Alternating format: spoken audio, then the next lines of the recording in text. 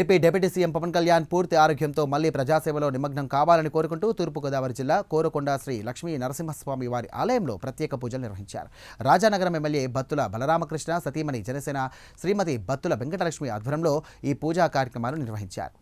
ఈ కార్యక్రమంలో స్థానిక నాయకులు, జనసైనికులు, అలాగే పవన్ కళ్యాణ్ అభిమానులు అధిక సంఖ్యలో పాల్గొని ప్రత్యేక ప్రార్థనలు చేశారు.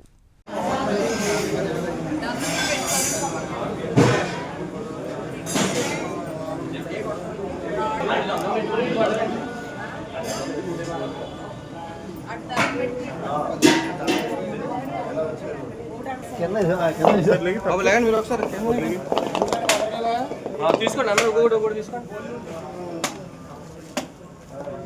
అటు అన్నం పెట్టుకోండి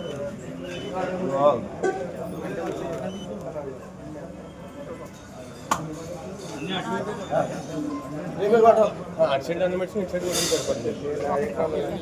ఇంకో కొబ్బరికాయ కొట్టండి మేడం గారు. ఇంకొక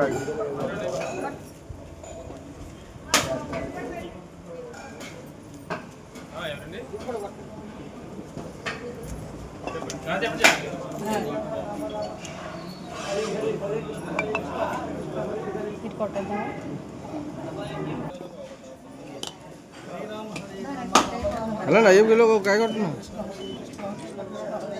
తీసుకొని కాయలు తీసుకో అందులోనే అందరూ ఒక కాయ తీసుకోండి. ఇటు సైడ్ కొట్టండి, అది వాటర్ పోతండి. ఇది ఇటు సైడ్ కొట్టండి.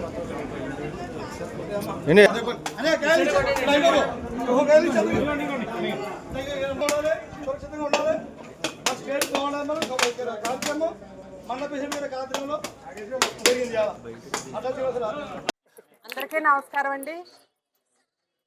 రాజానగరం నియోజకవర్గం కోరుకొండ మండలంలో అయితే ఈరోజు లక్ష్మీ నరసింహస్వామి గుడి దగ్గర కూటమి నాయకులు అందరూ కలిపి ఈరోజు పవన్ కళ్యాణ్ గారు అనారోగ్యంతో బాధపడుతూ చిన్న సర్జరీ చేయించుకున్నట్టు 4 రోజుల నుంచి అందరికీ తెలిసిన విషయమే.